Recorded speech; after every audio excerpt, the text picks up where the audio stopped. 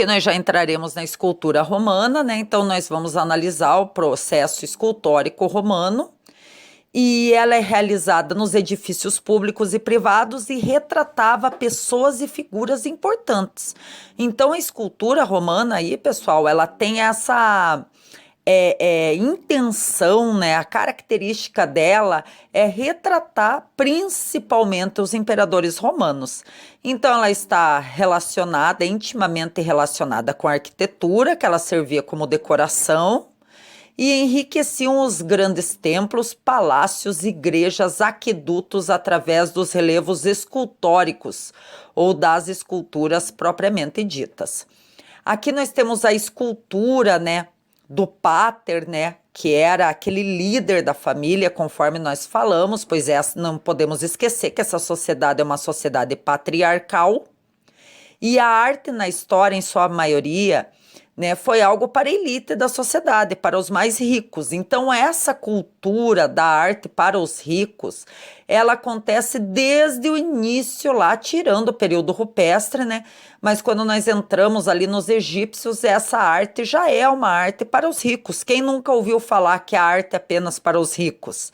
Então, essa visão passa a ser quebrada nas nossas vanguardas europeias, a partir dos meados aí do século XIX, início do século XX na Europa e aqui no Brasil, para ser mais preciso, a partir do início do século XX começa a ser quebrada essa visão que a arte é para o rico e essa arte passa a ser popularizada. Então, quem era alvo de pinturas e esculturas, né, claro, menos aquelas que tinham lado o apelo religioso, né, eram os imperadores e pessoas importantes como os patrícios, né, que ocupavam o Senado, e também os paterfamilies aí. Esse tipo de escultura, gente, chama-se de busto, que é a representação somente da cabeça e a parte do tronco. Nós temos muito aqui na nossa região, tanto de Ponta Grossa quanto de Castro, né? Vários bustos que representam figuras importantíssimas aí para o nosso cenário local. Então lá não era diferente. O estilo romano para esse tipo de representação póstuma é bem realista. Então aqui não era feito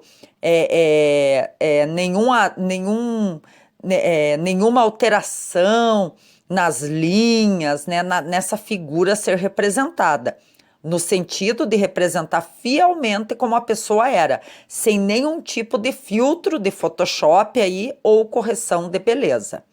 Olha aí, os paterfamilias, ou pai de família, é a figura masculina que dominava seu ambiente familiar, tendo absoluto poder em sua casa. Quando ele morria, era comum realizar uma escultura, como vemos aí na figura de número 1, do seu rosto para decorar um local, chamado de lararium, que nós vemos na figura de número 2, uma espécie de altar na qual os cidadãos podiam orar aos deuses e também em memória do patriarca da casa. Aqui nós temos as esculturas equestres, que elas aparecem aqui no período romano e depois elas voltam a aparecer no período da Segunda Guerra Mundial. Então, as esculturas equestres também têm um espaço, né, especial a ser comentado, diferente dos bustos, né, que nós vimos anteriormente. Eles não são realistas, mostram um ar jovial, mais proporcional ou divino, e geralmente são feitas, claro, pelos imperadores. Então, esse tipo de escultura tem uma simbologia. O cavalo com uma pata levantada significa que quem está montado nele morreu, em decorrência de um golpe sofrido em batalha, e o cavalo com ambas as patas dianteiras levantadas significa que a morte foi em batalha, e cavalo com as patas no chão significava que aquele imperador morreu de causas naturais. Então fica a dica aí para você, uma aula bem curta e bem pontual. Um forte abraço e até mais. Tchau, tchau.